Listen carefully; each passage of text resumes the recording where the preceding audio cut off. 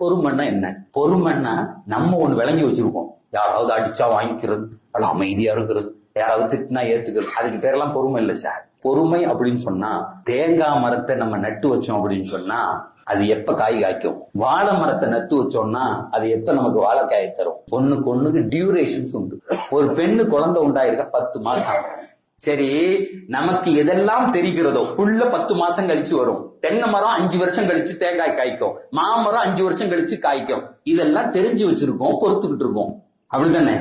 பெருமானார் சொன்னாங்க, சபுர்னா என்ன தெரியுமா? நீ தெரியாத விஷயத்தில் பொறுப்பதுன்னாங்க. இது 1 வருஷம் கழிச்சு வருங்க, 10 மாசம் கழிச்சு வருவன பொறுக்கிறல்ல, அதை கொண்டாடுறல்ல, அந்த அம்மாக்கு வலிக்கிறத நீ சிரிக்கிறல்ல.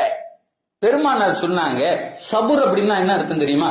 சிஸ்டத்தோடு பொருந்தி போவதுன்னாங்க. உனக்கு எதுக்கெல்லாம் டியூரேஷன் தெரியலையோ, காலம் வரலன்னு சந்தோஷமா இருக்கணும். என் நல்லா நிகழ்த்தி காமிப்பான், அதுக்கு பேர் தான் சபுர்.